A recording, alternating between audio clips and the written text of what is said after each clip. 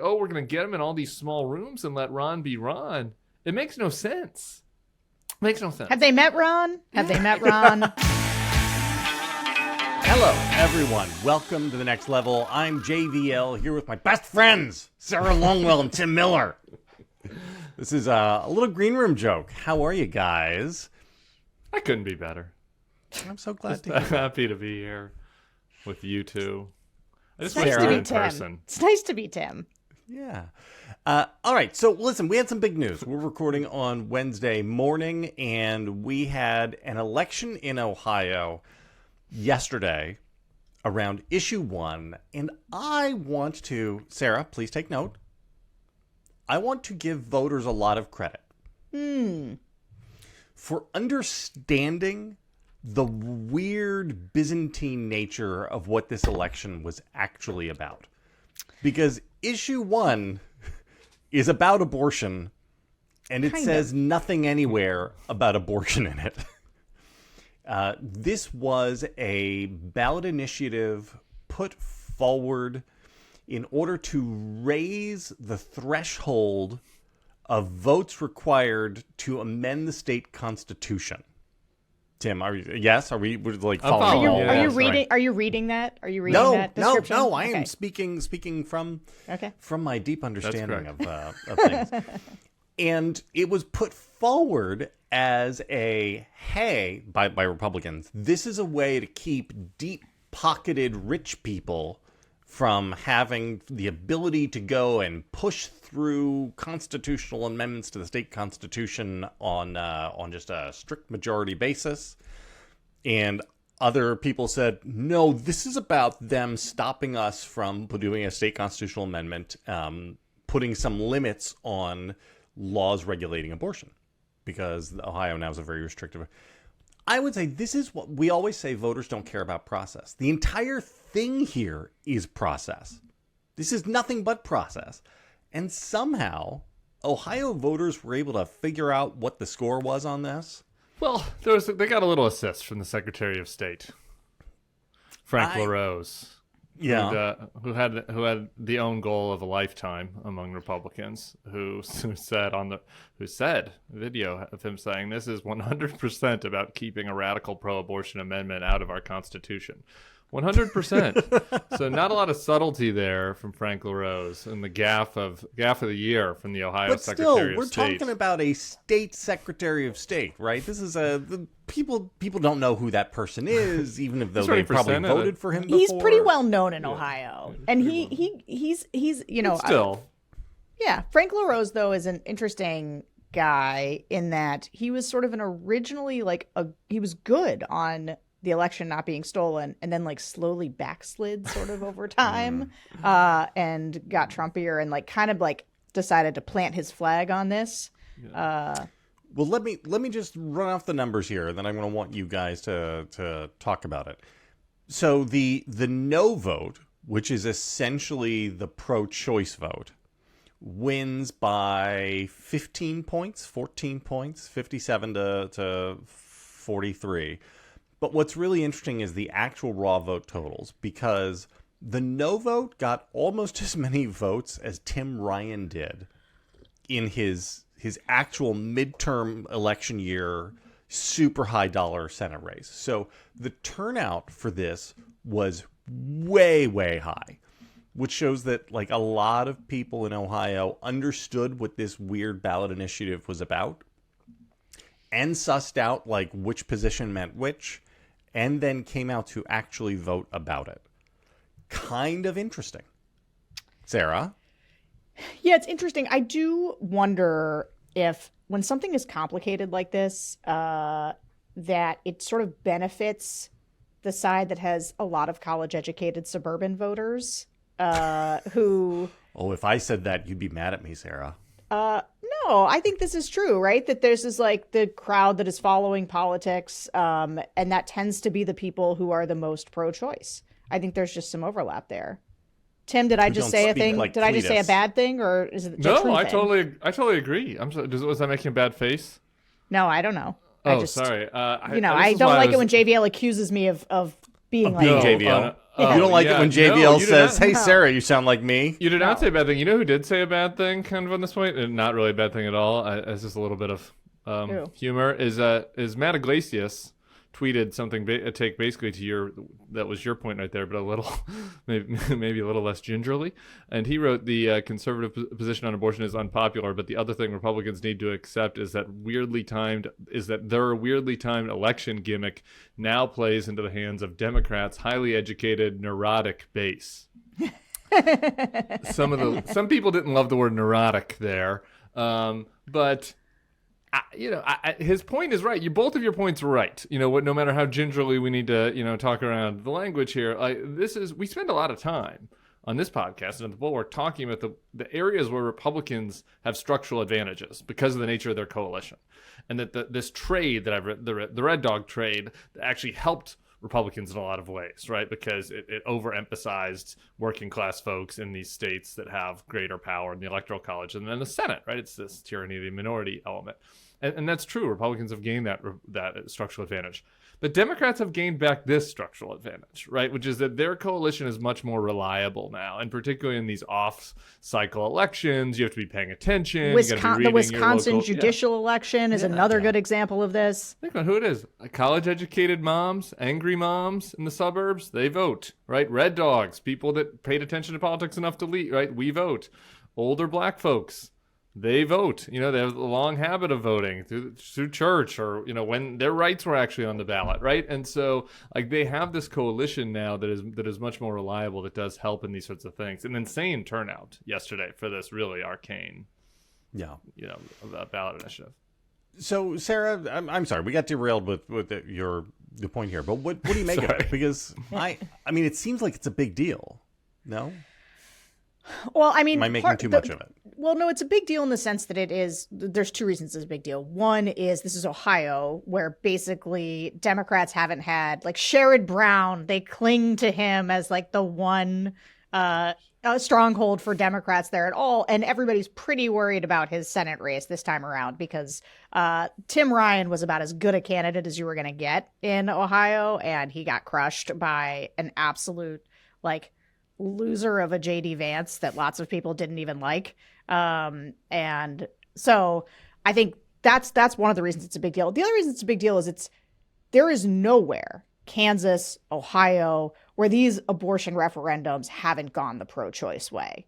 And so I think just the cumulative nature of that says something that even in these pretty definitively red states, you put abortion on the ballot, it's going to go poorly for Republicans. And that obviously has then political implications. I mean, if I were Democrats, and this is what happened in Michigan, right? When you put an abortion ballot measure on during an election, it does wonders both for your turnout and also skeeves out the swing voters from voting for the Republican because it increases the salience of the abortion issue. Yeah. Kind of like gay marriage in the 2004 reelect, right? Was that the year that Bush put a lot of state level gay marriage initiatives on, right, to help his turnout? Yeah, I think there's something to that. The question is, are these people that are turning out not presidential? They're probably presidential turnout voters too, right? So I don't know how much it really helps in a presidential. I think it does really help in these off-cycle elections. I also just think that the Republicans, and maybe eventually they'll wake up to this, so I kind of doubt it. There's just this hubris about their position on abortion, particularly in these red states, about believing that it's more popular than it is. And this is something that Democrats have had to deal with in the past, right? These activists who are convinced that the Green New Deal would actually be popular if they put it in place, so that defund the police would actually be popular, right? Republicans are now really dealing with this on these cultural issues, which is that, but particularly an abortion, that it's if people just, if we just were able to get it out there, this would be a winner. And it's it's not a winner, right? It's not, but it's hard. But that's very hard to push the Republican activists off of, particularly ones in red states that feel this is their moment to shine, and also particularly, after, years and years of it's hard to then move to say, oh, we need to moderate and deal with Democrats on this thing after we've been calling them baby killers and mass murderers for a half century, right? That they've sort of boxed themselves in on this a little bit. I mean, can you telescope out to 2024, and does this mean anything? Either at the national level or in Ohio itself, right? I mean, because that's the question: is it salience, right, Sarah? Yeah. Like, how much do people really think, like, hey, actually, this issue right now is actually on the ballot with this choice? Yeah, you want me to tell you something that will terrify you? Please. Okay. I love being terrified early in the morning. If Ron DeSantis, who I think is quite unlikely, his chances of being the nominee are sinking fast, but if Ron DeSantis were the nominee, I think abortion would be a massive issue in the race, and I think it would be so important. I think if Trump's the nominee, he mitigates this no problem, and the fact that he is seen as a relative moderate on abortion probably helps him, because it defangs Democrats' ability to use it as what I think is a pretty motivate. I think it worked wonders in 2022 against a bunch of the weirdo candidates, the Blake Masters, the Tim Michaels, like the Tudor Dixons, the people who took these really extreme position on abortion. I think that was a big part of why there was, even among high Republican turnout, persuadable voters voted against them, seeing them as too extreme. I think Trump won't have that problem. I mean, I was on a podcast like a year ago with a couple people who kept saying over and over, you people who think that Trump will be easier to beat and therefore think that you want him are crazy. And, look at you guys. This podcast. Oh, yeah. Right It's this again. podcast. It's us. It's this podcast. Right again. I will say that Trump, I think it matters on the margins. I agree with everything Sarah said, but I think it's important just to say, working class women, just generally speaking, non-college women, you know what I mean? I think that there's going to be certain categories, younger voter turnout, younger voter deciding that they want to vote for Biden instead of Cornel West, right? I think that there's certain areas on the margins where this is going to matter, even against Trump, but maybe not as much as people would hope. I was watching a clip of Bill Clinton. How old's Bill these days? Is he older than our two presidential nominees, or would he be probably around median? Sebastian? Can you effort that? He's looking rough. But in his age, why isn't Bill Clinton still as a good political analyst? And he was like, I remember the Colorado year of 2000 where my buddy Al lost to George Bush by 8 points, and we won the background check ballot initiative by 17 points, and it made us all think that we could win on guns. And then the next cycle was like, no, actually people just agreed with you on the background check issue, but they were a little afraid. They were afraid of you on other things. And I think that there is a little bit of that element. I saw a little bit, some buoyancy among my liberal friends on Twitter, on Threads, which Sarah isn't on yet. Get on Threads, Sarah. That's like, we could win Ohio now. Look, and it's okay, yeah, I do. I think it's going to matter on the margins, but there is an element of this where the ballot initiative is a different animal. All right, this puts things in perspective. Thank you, Sebastian. Bill Clinton, who was president in the early 1990s, is younger than both of the guys who will be the presidential nominees this year. Wow, I really thought he was 82. That's something else. 76. Bill Clinton was president a full generation ago, and he's still younger than the guys who are going to be I our hadn't even hit nominees. puberty when Bill Clinton was president. I know. I remember not even knowing what they were talking about, blowjobs, and I was like, "What is?" I was a Catholic schoolboy, without any experience. Oh, so many jokes was here, born. Tim. So many jokes. Was born during Clinton's second term. That's Wow. that's Okay. Anything else on Ohio before we move on? Okay, good. Tim has returned from the Midwest, from the friendly confines of Iowa, and you went and you saw Ron DeSantis, and you were one of the tens of people to show up to his cattle call. Was that actually a cattle call? There was an actual cattle call. I went to several events. I drove around the state. Do we have time for a quick aside about my driving? Or should we just move on to save Ron it for the end. DeSantis? Okay. Save it for the end. I had to do a lot of driving, and as long time as the OG Next Level listeners know, I'm a very bad driver. And I had to do a lot of driving around Iowa this weekend. But my first event was with Ron DeSantis this is where my first campaign, no, maybe my second or third campaign was for an Iowa candidate, and he was a farmer. And I got out there, and I was, as Sarah would know, I was in my fake glasses and in my khakis and my loafers, and I got out there on the farm, and we're supposed to be taping a video, and I'm like, you need to get up on the thing with the hooks. And he was like, the tractor. I was like, I know no farm words. So anyway, we're in some kind of place where there was a little, I went to a place where there was a literal cattle call, and then we went to a figurative cattle call. At the literal cattle call, the first stop, Tama, Iowa, where there is a good casino if you're ever rolling through there. I lost some money there in the mid-aughts. I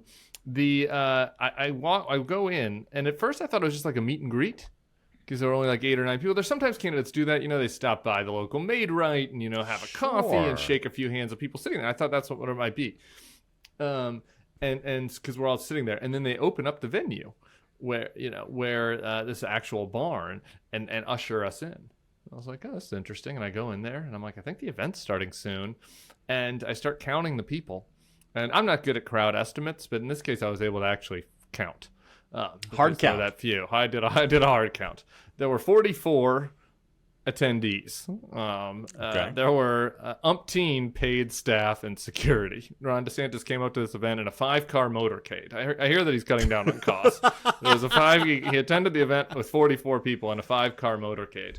And I was like, ooh, I don't know about this. So I went to the top of the little venue and took a photo, which I saved till the end because I didn't want the DeSantis people to be mad at me because they said they might do a press conference. They didn't. And so as soon as he left, I sent out the picture, which I'm a little embarrassed to admit also Trump bleeded.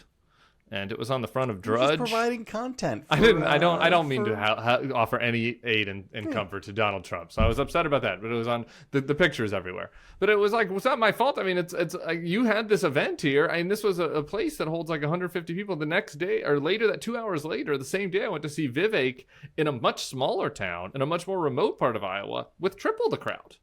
So again, crowd counts aren't everything, but this, you guys scheduled this. Like this is just a fuck up as a campaign, and he's now changed the campaign manager since then. But I don't know if it's her fault that nobody's excited. But I gotta say the contrast in presentation. Again, there's many things that go into why people vote for folks. Joe Biden had plenty of empty events where his presentation was very so-so. I received many texts from my political friends last year that were like, these Joe Biden events are sad, not 4 years ago, not last year. But that said, Vivek is like 1,000 times a better performer than DeSantis. Just judging him just purely on performance in this kind of setting, these rooms. And it's like Nikola Jokic versus Sarah. Sarah was an okay basketball player.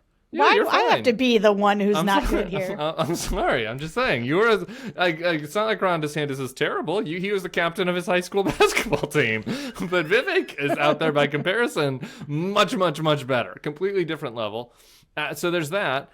The attendees there, many of the Vivek attendees there were Trump people. This is another interesting thing. The DeSantis people were self-selecting. And this is where I want to get to your focus group, Sarah. But there weren't a lot of people who were like, I'm a Trump person. I'm also here to see DeSantis. It tended to be people who are like, I'm playing the field. I like DeSantis, just anecdotally through who I talked to. At the Vivek thing, there were a lot of people who are like, I like Mr. Trump. But, this guy's making some sense too. I'm interested in this guy, right? So then the next day, there's a cattle call where all the candidates speak.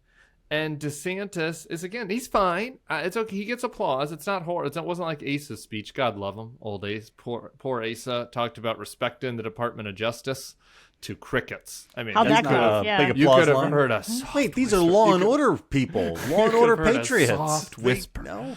You hear the utensil cling in the background after, and Nikki Haley then gave a talk about protecting Ukraine. Again, good, agree. Very tepid response. So DeSantis didn't have that. He had a nice response. But then Vivek goes out there and does his 10 truths, the 10 commandments of Vivek. God is real, and men are men, and women are women. And did he tell them it was Vishnu who was real? Yeah, okay. No? Yeah, fossil fuels help us. And people are like, woo, woo. So it was a very different setting. So it was hard to come away from it from anything other than that. So I could go on.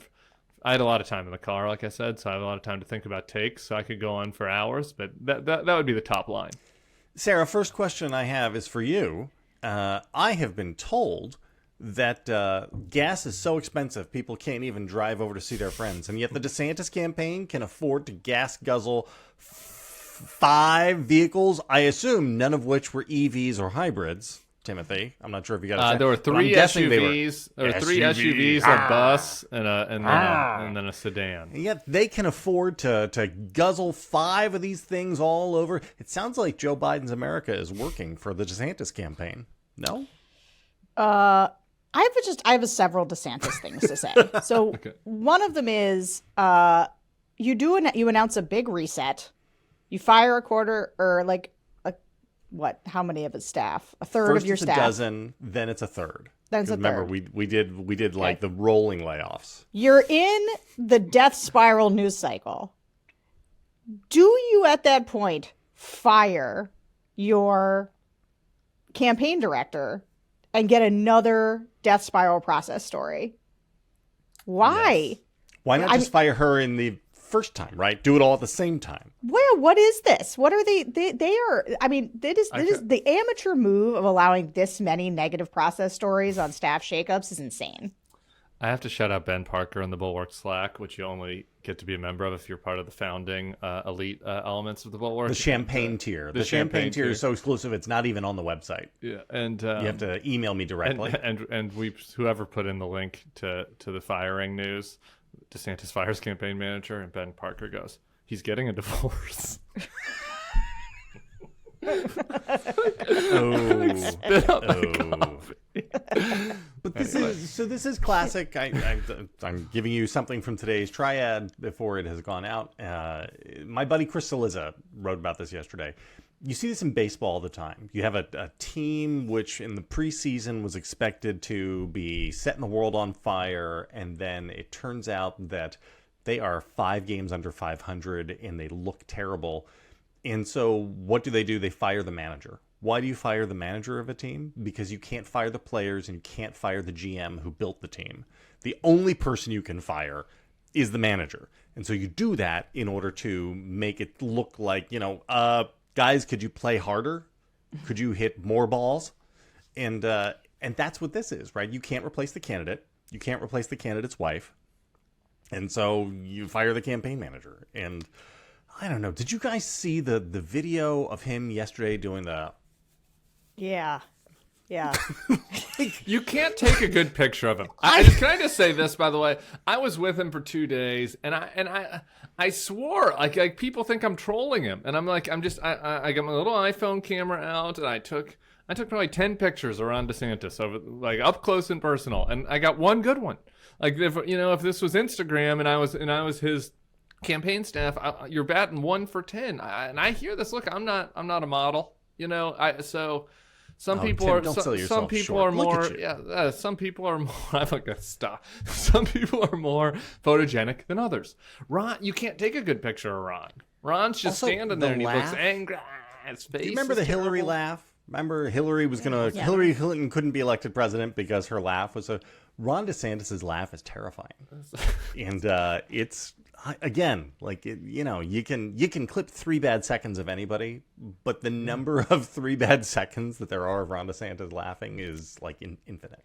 I was talking to a reporter about how much voters like authenticity and, and how it's tough because DeSantis is like, he looks really wooden and awkward. And she was like, well, what if he's authentically awkward and he's authentically bad with people? Like, why don't they like that? And I was like, yeah, you have to be like authentic, but like you also have to be authentically likable. Like it can't be like I'm authentically a weirdo. No, you can be authentically curmudgeonly the way like Dole was. Yeah. Right? You can't be authentically weird. I think that's like weird and off-putting is different than curmudgeonly and yeah. And some people are authentically uncomfortable in their own skin. Yeah. But that's just not politics is not for you then. Right. Presidential politics, at least, yeah. and so I think that is one element. So, but here's the thing: I want to talk about the photo shoot, but let me just ask you this back on this point. But he people really liked him and found him engaging for a long time. The thing he did in Florida where he was owning the press and he was yelling at people.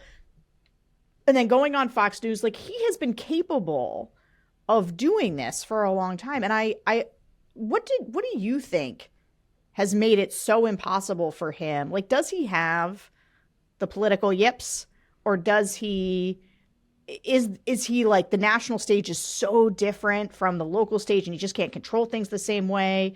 Like, why can't he perform even remotely at the level that he was performing before? I have a thought on this. Okay. I think he does have a little bit of the yips, and I think both those things are true, and that the national stage is different.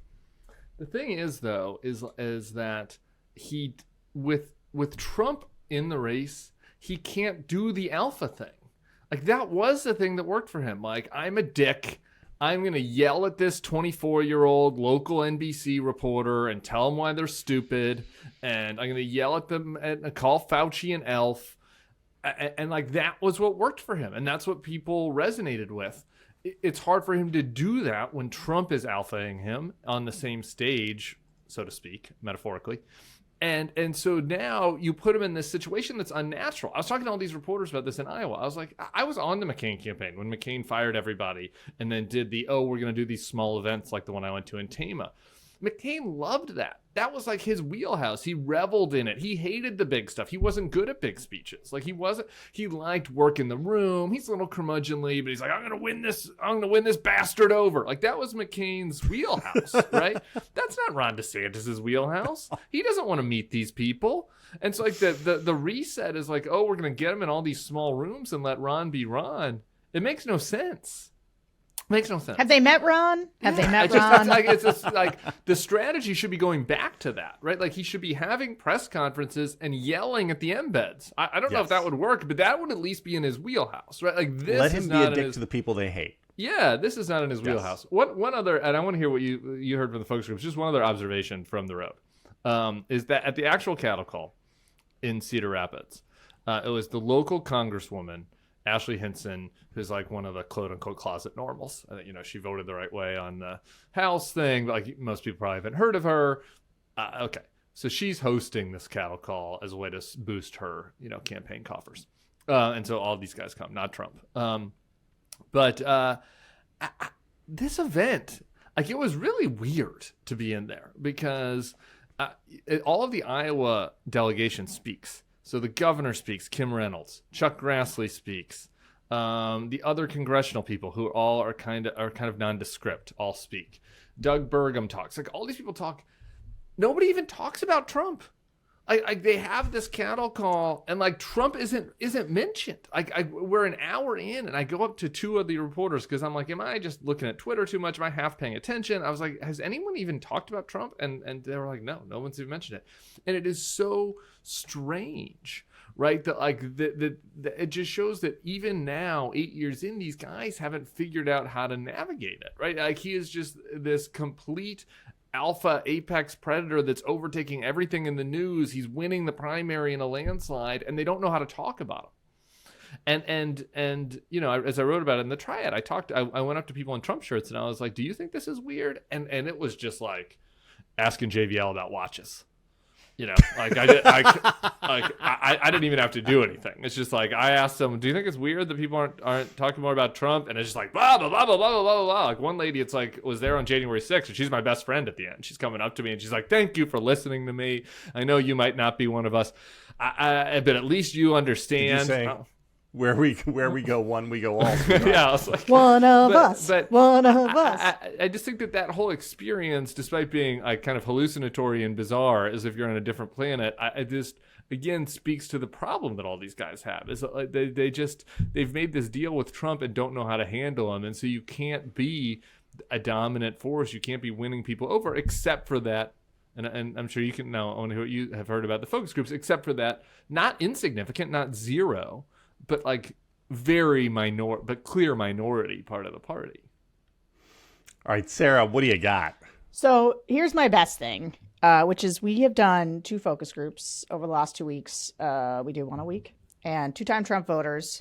And did I tell you guys this last week? How can we say really quick before you tell us, when does the actual podcast come back? People ask me about this a lot. It is coming back after Labor Day. We'll be back early September. We're coming back. People want but it. I hear about I know. it. So I know. I don't have an answer. I'm me. like, that's Sarah's deal. I'm not. Yeah, no, we'll be back in September, and I'll go through the summer that I watched the voters turn on Ron DeSantis, slowly at first and then all at once. And in these last two groups, when asked who do people want to see be the nominee, Trump walks away with 6 people. There's one for Tim Scott, one for Nikki Haley, and one for Vivek Ramaswamy. And there are 0 for Ron DeSantis. And it is the second focus group in a row where no one has mentioned Ron DeSantis as someone they're interested in for president. In the first group, we were even like, if it's not Trump, who would you like to see be the nominee? And they were like, oh, I really love Tim Scott. There was like 5 people who wanted Tim Scott. Vivek, they were talking about they were mad at Burgum for some eminent domain things, but like they were tracking, they were following stuff. Yeah. They had 2 Iowa people, it was 2 South Carolina people, it was early states. And no one wants DeSantis. And when we asked about DeSantis, so we have to bring him up. Why not DeSantis? People are like, one guy's like, he's fine. I like him. He's fine. Another guy's like, yeah, a little wooden. It's a little wooden. This group this time, one woman was like, I think he's part of the deep state. Like, I can't trust this guy. And I just think, and like, who can argue with that? Maybe he is part of the deep state. I mean, he was at Guantanamo. He was a Bush someone's Republican. Paying this guy. She thought, Harvard law, because right? someone was paying him because he's not the guy he used to be. Like, this is the thing. There's this sense among voters too that like, oh, I liked him before, but he's really dropped off, and like, that's pretty bad for him. They have no idea what they mean. They don't even know what that means, right? Like, what favorite... dropped off? Was it his legislative agenda in the final 4 weeks of the term? Is that what it was? That their impressions of him has gotten that he's like not as good as they thought. Trump doesn't like him anymore, and so like I can't like him. My favorite deep state combo from my time in Iowa was at the Vivek event. I talked to a guy in the back, and he like sounded normal for like 2 minutes. I'm sure you get this, Sarah. You're like, oh, this guy just seems kind of like my uncle. Maybe a little too much time with Fox, but kind of normal. He was using regular English, and then all of a sudden it's like, what I really think though is that I think Trump is still in control of the military. And he starts going on about this for a while. And I was like, okay. And then we get to the end, and I was like, all right, well, that's good to know. Well, just in case, like, Trump dies, or something happens to Trump, who would your second choice be? And he goes, I think this guy. And he points up at Vivek. I don't know if you knew his name. And so I went up to Vivek's press gal, and I was like, good news. The guy that thinks Trump still has the nukes, you're his second choice. So you're his second choice. So you can feel good about that. Wow. What else have you found? I want to learn more. So one of the other things, as people have moved more and more toward Trump, which, as I've said, was not the case 8 months ago, was not the case. But now, I mean, he's so dominant. Now, one of the things that everybody says, and I want to tell JVL this, partly because it'll make his head explode, but also because I think it's important for him to understand how people think about Trump. Give me a second to cleansing breath. Okay. Almost universally, including the people who want to vote for somebody else, they all think Trump was a great president, that he did a great job, that the economy was awesome. They do not remember COVID, but they think that like he deserves another chance because he was crushing it.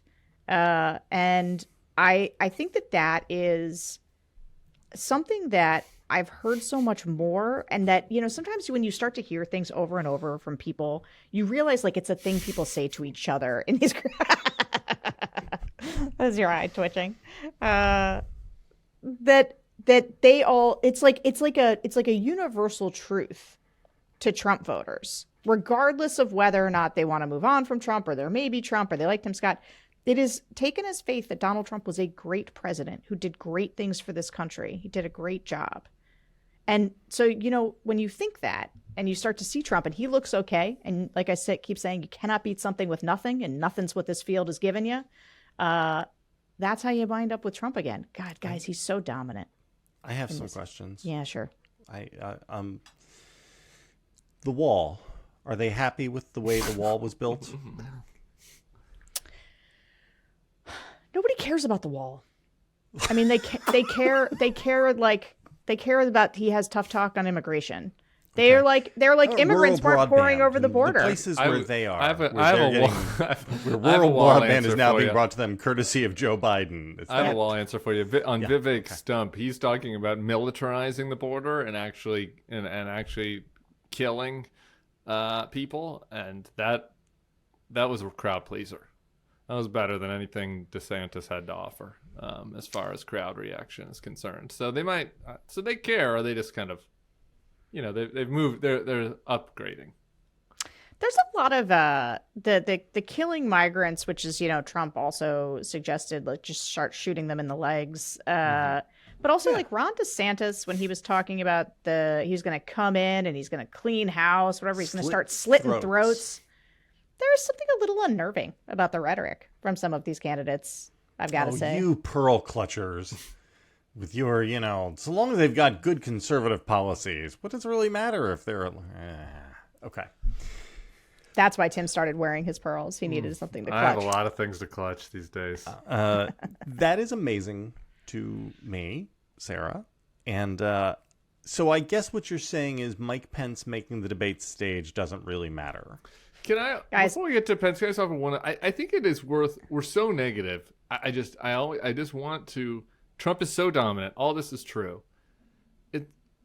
Humans are complicated though. And there are a lot of people like are there they are a lot of complicated, or are they so simple that we can't believe it, and so we create complex motivations to explain the dullards? Okay, I'm not about to go David Brooks on you. Okay, I'm not. I'm just saying that when you talk to them, there is obviously a group of people like the ladies that I spoke to at the cattle call who are Trump or death. Trump or death for a certain number of people. Okay. There is a big group though that they would agree with. I don't know which ones of all of the holes that you could point in Trump that they would agree with some, right? And this is right. And don't you get this in focus groups there too, right? Some of them are like, yeah, I didn't love this, or I didn't love that, or the other thing, or we could have done better on here or that, right? Like, but he's still just kind of at a gut level, that you got to move people off of him. Better than all the rest, man. You gotta have somebody else who people think, yeah, that person. Right. And nobody feels that way. And I gotta say, there's a little Tim Scott momentum in these groups. Like one of these groups that had the South Carolina people, like 5 people went for Tim Scott. Tell me more. Mm-hmm. He just got 8 figures from Larry Ellison, right? Yeah, I think here's the thing. Why not Scott? Why couldn't he happen?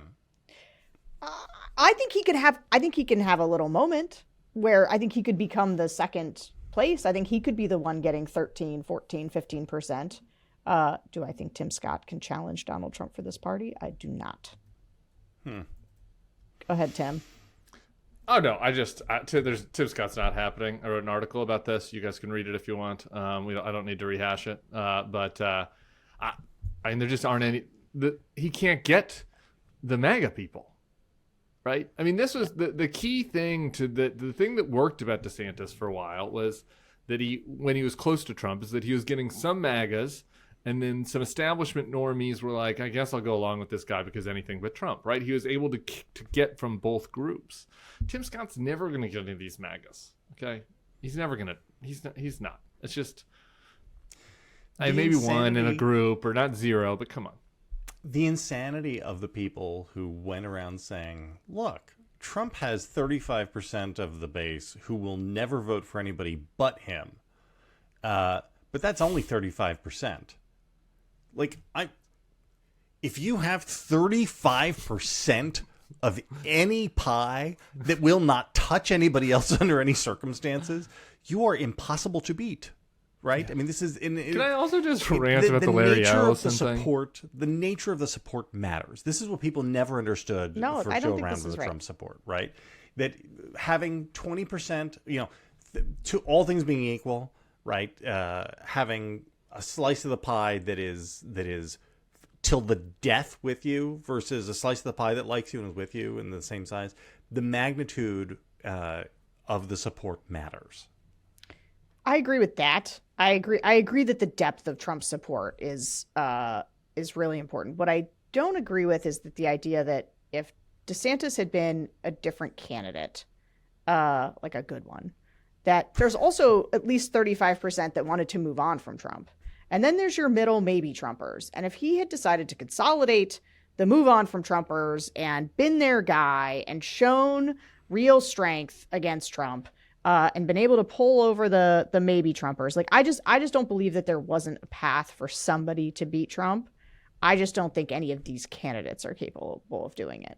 I agree with Sarah. I just do. There's one other thing though that is worth saying, that it's like, and Sarah talks to more rich people than I do, so maybe I have this business idea, Sarah, which is I want a couple of rich people to come to me and say, hey, I'm planning on spending 8 figures on these various political activities, and I want you to tell me if any of them are hopeless. And if you do, then I'll give you 2% of the money that I was going to spend. And I was like, I think I would like that job, because Larry Ellison, like, the stupidest thing I could ever think of is spending $35 million on Tim Scott ads.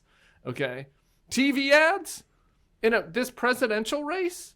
Like, this is ludicrous. Like, who's getting convinced by this? You think that people are just sitting around watching Fox, who love Donald Trump, who've known him for 9 years, see one ad of Tim Scott being like, I love America, and it's I not grew one ad. up like $35 this. million buys you a lot of rotations. Okay, they see 100 ads. Like, they know Donald Trump.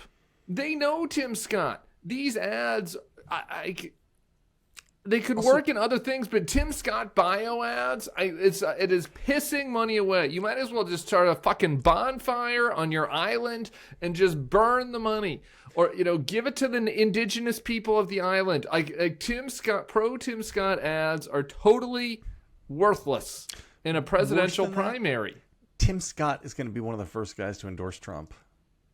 Like, when this is all over, Tim Scott there is 0.00% chance that Tim Scott will withhold his endorsement or say anything like, yeah, I just don't think we can do this again. Yeah, because right? Tim Scott's going to be Trump's vice president. My Very money possibly. is on VP Tim Scott. Unless it's Vivek. VP Vivek. Nah. Oh, Trump based doesn't want Vivek. somebody with his own shtick. Elise. I don't know, man. Elise. Oh, boy. If she doesn't get it, hardest hit. All right. So that's that. Can we talk about women's sports? Oh, yeah. Over the weekend, the U.S. women's national soccer team was defeated in an enormous upset in the Women's World Cup by Sweden, the woke European socialists of Sweden, in a shootout in which the sainted Megan Rapinoe crapped the bed. I would like to... Now, I don't care about soccer at all. And to the extent that I care about soccer, I actually always root against the U.S. teams, both the men and the women's I know, teams. I'm going to get so mad during this conversation. We have thought about this before. We thought about this the last World Cup. We've been doing this now the long men's enough World that Cup. you and I have... it was a night. Yeah. You're the worst about it. And your hatred for Megan Rapinoe, you should see a doctor about it. Not hatred. I had not thought about Megan Rapinoe. I hadn't thought about her. She hadn't crossed my mind in like 4 years. All I will say is that the people who really do care about the sanctity of women's sports were weirdly erotically excited by these particular women athletes losing. And I thought that was a little sus. Oh, yeah. No? Sarah, I'm teeing it up for you. No, this is good. That is the Donald Trump, who, we got to be really concerned about, protecting women's sports, whatever. The problem is that you get the cross-cutting of the fact that this soccer team is viewed as woke because they kneeled last time around. Megan Rapinoe's still on the team. I got to say, just purely, did you guys watch this game? Neither of you were watching this game. No, I'm sorry. Okay, well, penalty kicks, quite exciting. Megan Rapinoe missing is that is brutal. I'm not sure why. She's old. There. Age comes for all of us, right? Yeah, it's not. She was a great. It's just one. And I think it was great to stay on the team as an elder statesman, but they were playing her. and I don't know why.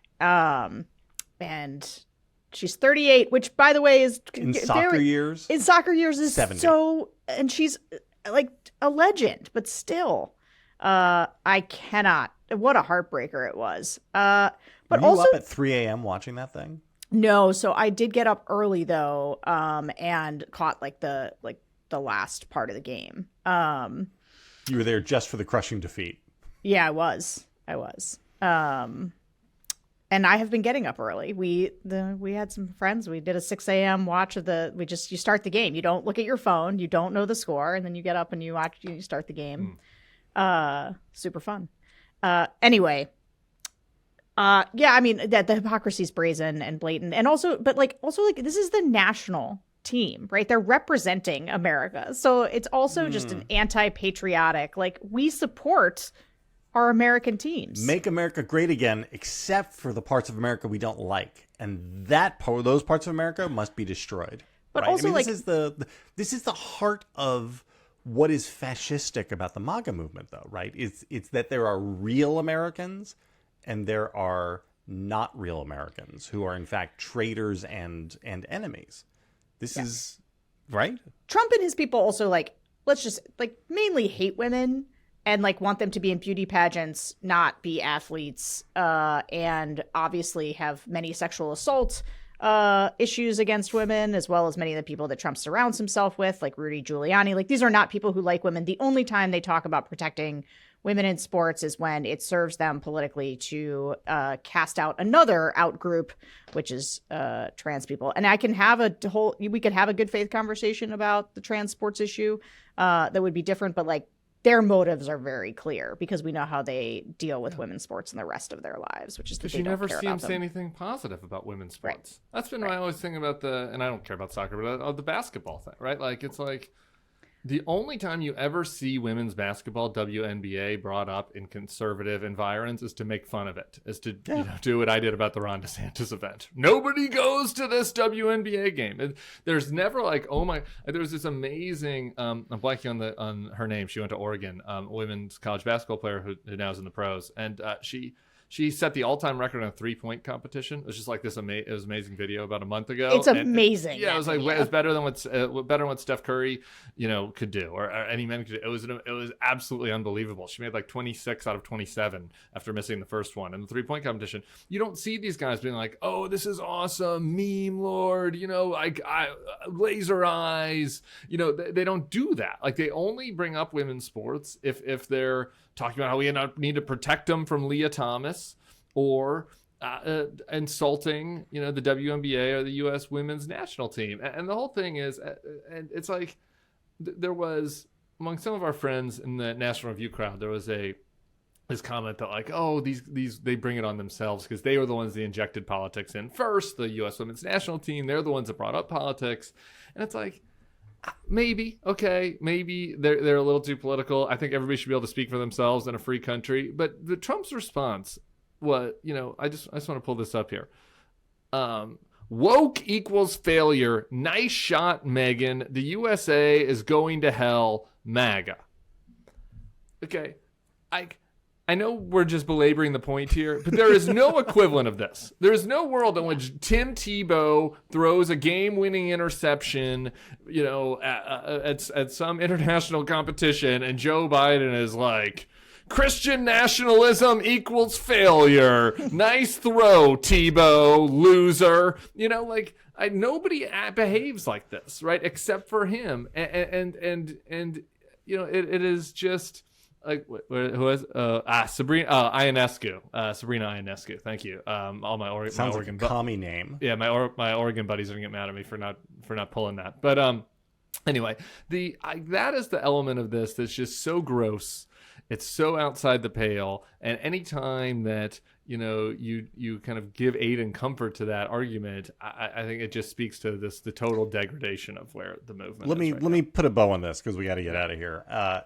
Tim, you did a little rant about my friend David Brooks's column in the New York Times last week, in which David Brooks was trying to put himself inside the minds of MAGA voters and really understand what makes them tick and be sympathetic to them. And a Nicholas Grossman, a regular Bulwark contributor, tweeted or threaded out something the other day saying, hey, I'm looking around trying to find the mirror image version of those pieces.